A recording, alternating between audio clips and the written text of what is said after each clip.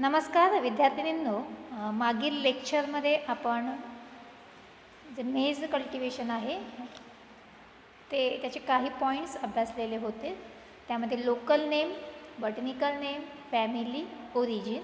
परत आपण एकदा ते रिवाईज करूया. लोकल नेम मका, त्याचं बॉटनिकल नेम आहे झी मेज, ZEAMAYS.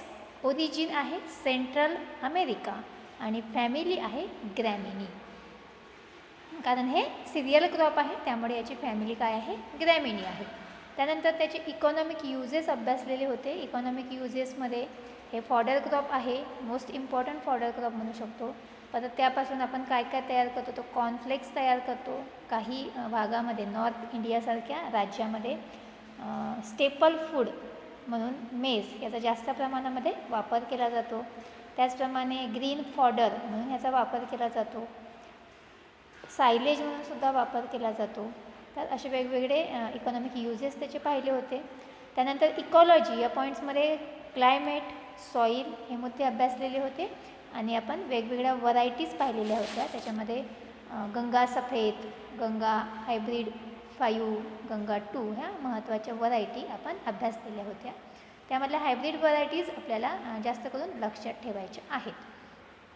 त्याच्यानंतर आपण पुढचं बघूया, प्रिपरेशन ऑफ लँड. आता हे प्रिपरेशन ऑफ लँड त्याला कल्चरल मेथडमध्ये हा पॉईंट्स येतो. म्हणजे जर तुम्हाला प्रश्न विचारला की कल्चरल मेथड्स ऑफ मेज, तर त्याच्यामध्ये आपण काय लिहिणार आहोत, प्रिपरेशन ऑफ लँड किंवा त्याला प्री टिलेज असं आपण म्हणतो. त्यामध्ये पहिला पॉईंट्स पहा, the land is प्लोड and followed by giving 2 to 3 हॅरोईंग. आपल्याला काय करायचं आहे, नांगरणी करायचं आहे आणि त्याच्यानंतर 2 ते 3 हॅरोईंग आपल्याला करायचं आहे, म्हणजे कुळवणी करायची आहे नांगरणी केल्यानंतर.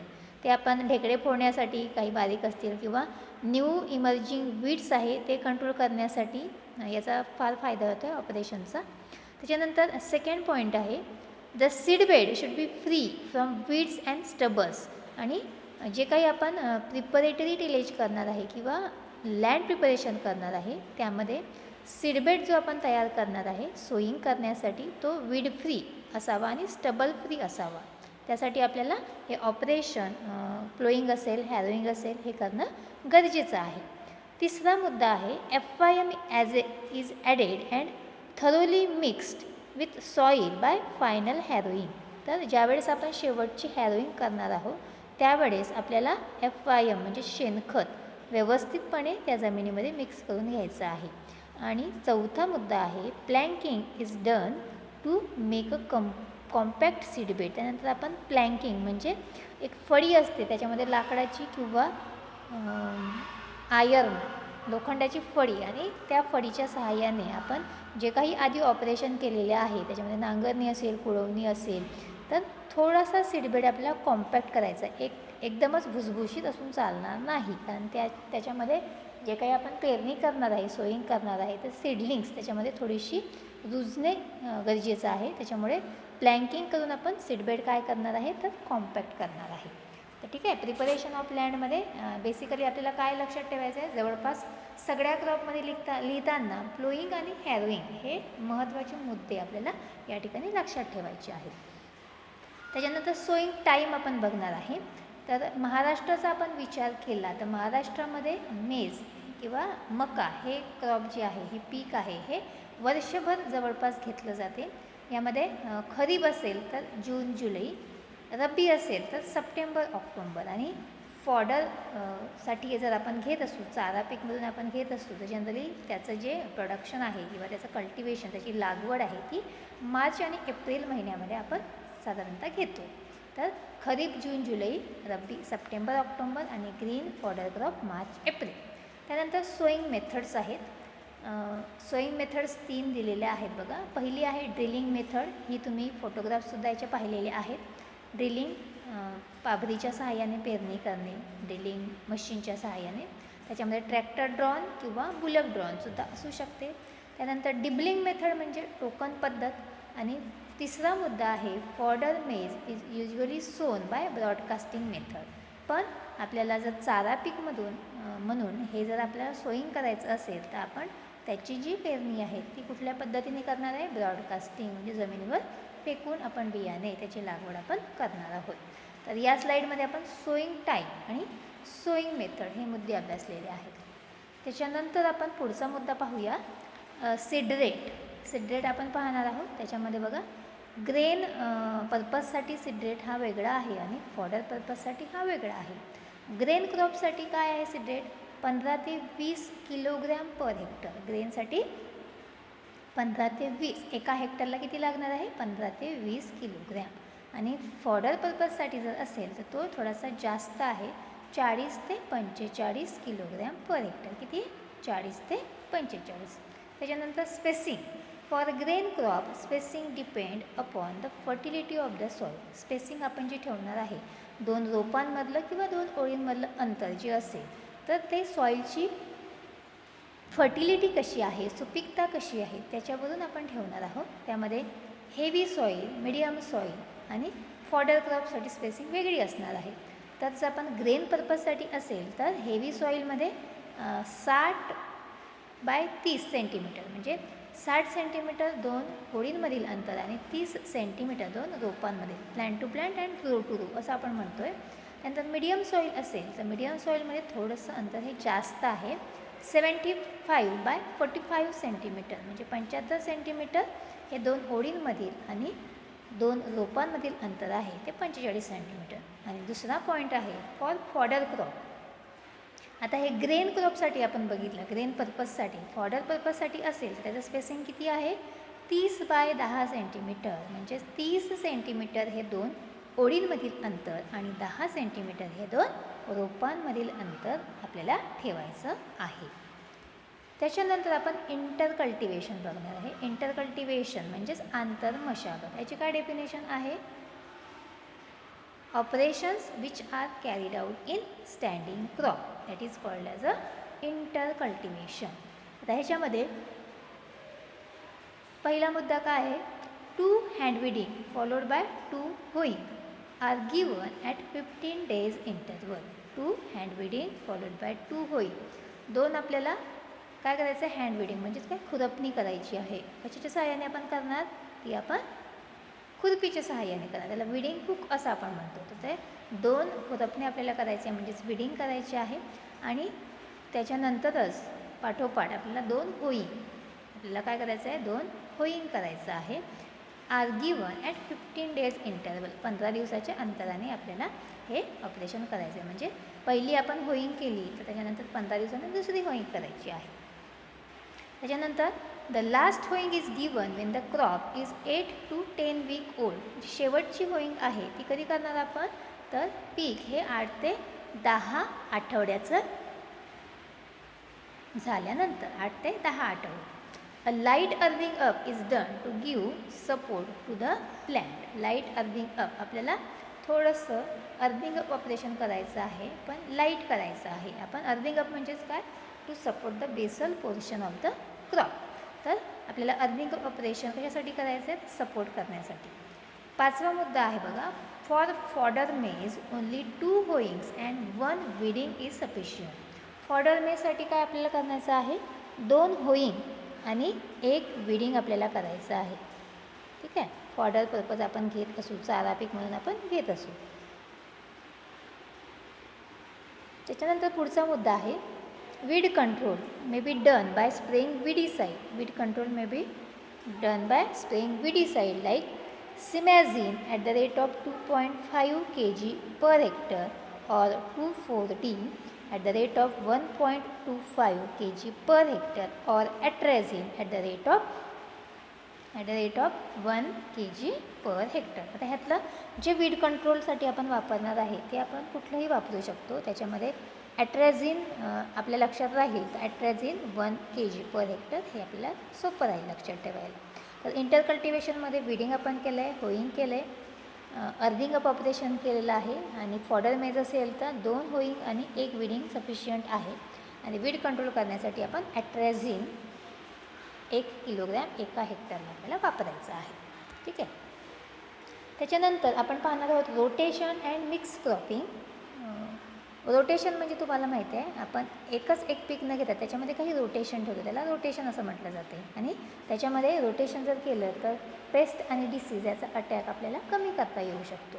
तर ह्याच्यामध्ये बघा, पहिला मुद्दा आहे, मेज is rotated with wheat, cotton or sugar cane. मेज क्रॉप जर आपण घेतलं तर त्यातला रोटेटेड आपण काय करणार आहोत, तर व्हीट आपण घेणार आहोत, गहू, कॉटन किंवा sugar cane. It may be rotated with gram, lentil and mustard. तर त्या व्यतिरिक्त आपण ग्राम असेल, हरभरा असेल किंवा मसूर असेल, लेंटिल म्हणजेच काय मसूर, आणि मस्टर्ड म्हणजे मोहरी, तर हे सुद्धा क्रॉप आपण घेऊ शकतो.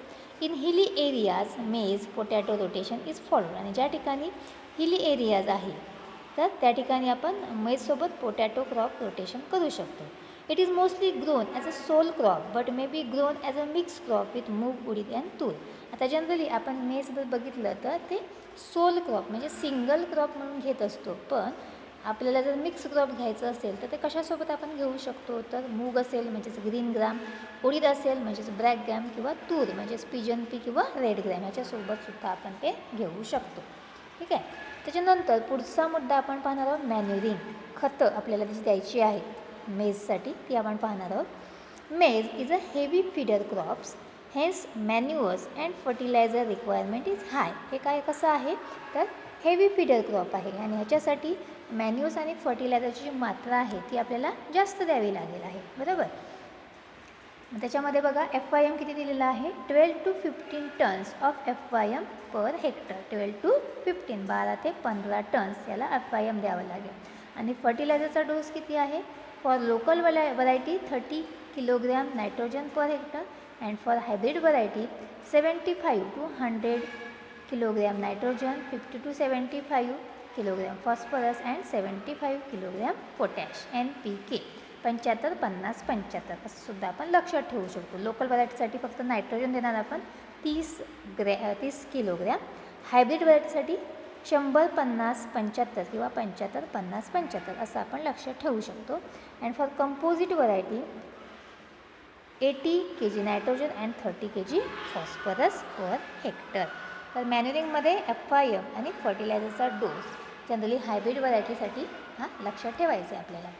त्याच्यानंतर इरिगेशन आहे पहा. In kharif season if the rainfall is well distributed no irrigation is needed. Kharif सीझनमध्ये जर रेनफॉल बऱ्यापैकी आला तर आपल्याला इरिगेशन द्यायची गरज नाही. In all 4 to 5 irrigations are required for rabi and summer crop at 15 to 20 days interval. आपल्याला त्या throughout the crop growth त्याच्यामध्ये आपल्याला 4 ते 5 इरिगेशन गरजेची आहे. रब्बी आणि समर क्रॉप जर असेल तर 15 ते 20 दिवसाच्या अंतराने आपण त्याला इरिगेट करू शकतो.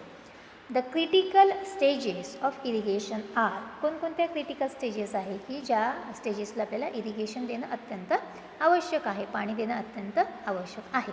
त्यामध्ये सीडलिंग स्टेज म्हणजे छोटे रोपटे असतात ते, नी हाईट स्टेज म्हणजे गुडघ्यापर्यंत आलं असेल तर त्या स्टेजला, नाही तर टॅसलिंग स्टेज. आता टॅसलिंग स्टेज म्हणजेच काय, तर ज्यावेळेस त्या तुम्ही मक्याचं झाड बघितलं तर तुरे येत असतात त्याला टॅसलिंग म्हणतात. म्हणजे त्याच्यानंतर त्याला जे कणीस आहे ते लागणार असते, ते टॅसलिंग स्टेज. नंतर मिल्किंग स्टेज म्हणजेच कणसामध्ये दाणे भरतात तर ते इमॅच्युअर असतात, परिपक्वतेकडे जाणारे असतात, तर त्याला मिल्किंग स्टेज. आणि शेवटची रायपनिंग स्टेज. तर ह्या स्टेजेसला आपल्याला इरिगेशन द्यायची गरज भासणार आहे. Water requirement is highest at tasselling stage. Water requirement कुठल्या स्टेजला जास्त आहे, तर टॅसलिंग स्टेजला ही जास्तीत जास्त गरजेची आहे. It is most sensitive to excess water in initial stage and moisture stress during grain filling stage. आता हे जे क्रॉप आहे ते जास्त वॉटरला सेन्सिटिव्ह आहे, जास्त पाणी या पिकाला चालत नाही इनिशियल स्टेजला. पण मॉइश्चर स्ट्रेस असेल, ज्या ठिकाणी ओलावा कमी असेल, पण कुठल्या स्टेजला, तर ग्रेन फिलिंग स्टेजला, तर त्याच्यावरती त्याचा विपरीत परिणाम होऊ शकतो. लक्षात. त्याच्यामुळे इरिगेशनमध्ये 4 ते 5 इरिगेशन रब्बी आणि समरमध्ये 15 दिवसाच्या अंतराने आपण देतो, हे आपण लक्षात ठेवायचं आहे. ठीक आहे. आता यामध्ये बघा मी दाखवलेली आहे टॅसलिंग स्टेज कशी असते बघा, तुरे या ठिकाणी दिसतात की नाही, तर ही स्टेजला आपल्याला सगळ्यात जास्त पाणी देण्याची गरज आहे. त्याच्यानंतर हार्वेस्टिंग. आता हार्वेस्टिंग बघा, unripe maize cob are harvested at milk stage for roasted grain. आपण जे भाजून खातोय रोस्टेड, बरोबर आहे, भुट्टा आपण त्याला म्हणतो, तर ते अनराईप मेज असते, कोब्स आपल्याला मिल्क स्टेजला हार्वेस्ट करायचे असतात जर रोस्टेडसाठी आपण वापरत असू तर. The grain crop is harvested when the sheath of the cob turn brown and grain become hard and dry. तर ज्यामध्ये कणीस जे लागतं त्याला कोब्स आपण म्हटलेलं आहे. तर कुठल्या स्टेजला हार्वेस्ट करायचं, तर ते शीत आहे त्याचं जे पान असते जवळ, तर ते ब्राऊन कलरचं झालेलं असेल आणि ग्रेन त्याचे थोडेसे हार्ड झालेले असतील त्यावेळेस आपण ते हार्वेस्ट करायचं आहे. The cobs are taken out from standing crop and spread in sun for drying of 1 week. आता हे हार्वेस्ट केल्यानंतर कोब्स आपण स्टँडिंग क्रॉपमधून जे आहेत ते हार्वेस्ट करणार आहेत आणि सन ड्राईंगसाठी म्हणजेच उन्हामध्ये आपल्याला ते 1 आठवडाभर तसेच ठेवायचे आहे ड्राय होण्यासाठी. The stalks are cut close to the ground and dried in the field. आणि जो राहिलेला स्टॉक आहे त्याचं कोब्स काढल्यानंतर तर ते आपण कट करायचं आहे आणि ते सुद्धा फील्डमध्ये आपल्याला ड्राय करण्यासाठी सुकवण्यासाठी आपण ते ठेवणार आहे. त्याच्यानंतर यील्ड आहे बघा, रेनफेड आहे 6.5 ते 15 क्विंटल पर हेक्टर, इरिगेटेड 17 ते 18 क्विंटल पर हेक्टर, हायब्रिड आणि कंपोजिट मेज असेल तर 50 ते 70 क्विंटल पर हेक्टर. ठीक आहे, रेनफेडला सगळ्यात कमी आहे 15पर्यंत, इरिगेटेडला 17 ते 18, हायब्रिडला जास्त आहे 50 ते 70. ग्रीन फॉडर असेल रेनफेडमध्ये तर 15 ते 20 टन्स आणि ग्रीन फॉडर इरिगेटेड असेल तर जास्त आहे 35 ते 50 टन्स पर हेक्टर. तर यील्ड अशा प्रकारे आपल्याला लक्षात ठेवायचं आहे. कंपॅरिझन करून आपण हे यील्ड काय करणार आहे, लक्षात ठेवणार आहे. ठीक आहे, तर आजच्या लेक्चरमध्ये बघा आपण कोणकोणते मुद्दे अभ्यासलेले आहेत ते परत एकदा आपण पाहूयात. Preparation of land, preparatory tillage आपण पाहिलेला आहे. सोईंग टाईम खरीप रब्बी ग्रीन फॉडरसाठी वेगवेगळा आहे. सोईंग मेथड्स ड्रिलिंग डिपलिंग आणि फॉडर मेससाठी ब्रॉडकास्टिंग मेथड्सने आपण करतो आहे. खरीपसाठी जून जुलै, रब्बीसाठी सप्टेंबर ऑक्टोंबर आणि ग्रीन फॉडर असेल तर मार्च एप्रिल. त्याच्यानंतर सीडरेट आहे, हा ग्रेनसाठी 15 ते 20 आणि फॉडरसाठी 40 ते 45. स्पेसिंग हेवी आणि मीडियम सॉईल ग्रेनसाठी असेल तर वेगळा आहे आणि फॉडर असेल तर 30 × 10 सेंटीमीटर. नंतर इंटरकल्टिवेशनमध्ये थोडक्यामध्ये 2 hand weeding and 2 hoeing and for fodder maize 2 hoeing plus 1 hand weeding is sufficient. Weed कंट्रोलसाठी आपण ॲट्रेझिन वापरलेलं आहे. रोटेशनमध्ये आपण मूग, उडीद, तूर हे करू शकतो रोटेट क्रॉप, एक कुठलं तरी लक्षात ठेवायचं, किंवा मग व्हीट, कॉटन, शुगर केन. मॅन्युरिंगमध्ये 12 ते 15 टन्स FYM आणि हायब्रिड व्हरायटीमध्ये 75, 50, 75 किंवा मग 100, 50, 75 असं पण आपण लक्षात ठेवू शकतो. लोकल व्हरायटीला डोस जो आहे तो फार कमी आहे, 30 किलोग्रॅम नायट्रोजन आहे आणि कंपोजिट व्हरायटी असेल तर 80 ते 30 N आणि P किलोग्रॅम पर हेक्टर. त्यानंतर इरिगेशनमध्ये 4 ते 5 इरिगेशन आपण देतो रब्बी आणि समरमध्ये, पण जर खरीपमध्ये असेल तर इरिगेशन द्यायची गरज नाही जर पाऊस चांगला पडला तर. क्रिटिकल स्टेजेस कुठलेले आहेत, seedling stage, knee height stage, tasselling stage, milk stage आणि रायपनिंग स्टेज. टॅसलिंग स्टेज या ठिकाणी दाखवलेली आहे. हार्वेस्टिंग 2 पर्पजसाठी हार्वेस्टिंग करतो. रोस्टेड ग्रेन असेल तर मिल्क स्टेजला हार्वेस्ट करतो आणि ग्रेन क्रॉप असेल तर शीतचा जो कलर आहे तो ब्राऊन आणि ग्रेन हार्डी असणं गरजेचं आहे. त्याच्यानंतर कोप्स आपण 1 आठवड्यासाठी सन ड्राईंगमध्ये ठेवतो आणि स्टॉकसुद्धा आपण फील्डमध्ये ड्राय करतो. यील्डमध्ये 15 क्विंटल रेनफेड, इरिगेटेडला 18 क्विंटल, हायब्रिडला 50 क्विंटल, ग्रीन फॉडर 15 आणि ग्रीन फॉडर इरिगेटेडला 35 टन्स पर हेक्टर. आणि रेनफेडसाठी आणि इरिगेटेडसाठी जो आहे तो क्विंटलमध्ये दिलेला आहे बघा. ठीक आहे, 15 क्विंटल आणि 18 क्विंटल हे युनिटसुद्धा आपल्याला लक्षात ठेवायचं आहे. फॉडर पर्पजसाठी टन्समध्ये आल्याचं युनिट आहे. तर आजच्या लेक्चरमध्ये आपण महत्त्वाचा काही भाग अभ्यासलेला आहे, समजला असेल तुम्हाला, त्याचा सराव तुम्ही करायचा आहे आणि आज आपण इथेच थांबणार आहोत. पुढच्या लेक्चरमध्ये पेस्ट आणि डिसीज याचे काही राहिलेले आहेत ते आपण अभ्यासणार आहोत.